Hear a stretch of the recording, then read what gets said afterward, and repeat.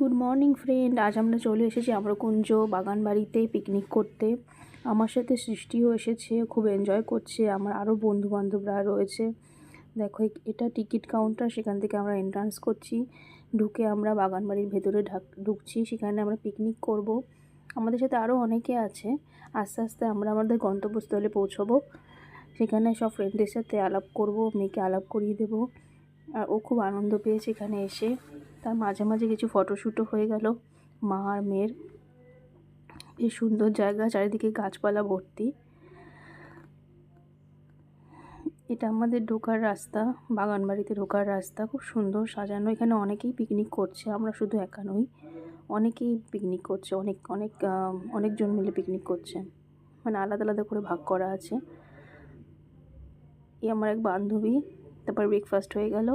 ব্রেকফাস্টের পরে আমরা স্লিপ চড়তে চলে গেলাম। আমরা মানে মেয়ে সৃষ্টি স্লিপ চড়তে খুব ভালোবাসে। আর না হলো গোটা 30 টাইমস ওটা ট্রাই করেছে। খুব মজা পেয়েছে। স্লিপ চড়ার পরে প্রথম পারছিল না, তারপর 1-2বার প্র্যাকটিস করার পর ও পুরো মজা পেয়ে গেছে এবং খুব এনজয় করেছে। ও স্লিপ চড়ার পর দোলনাও চড়েছে। দোলনা চড়েছে। দোলনার থেকে বেশি ও স্লিপে বেশি মজা পেয়েছে। তারপর আমরা চন্দননগর স্ট্যান্ডে চলে গেলাম। ওখান থেকে পিকনিকে কিছুটা টাইম আমরা এখানে স্পেন্ড করেছি।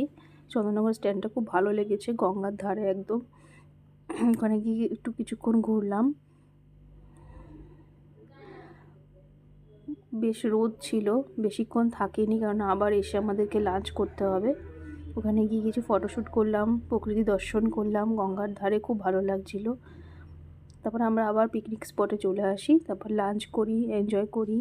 তারপর আমাদের পিকনিক শেষ হয়ে যায়। বন্ধুরা এখানে দেখছো সৃষ্টি খুব এনজয় করছে।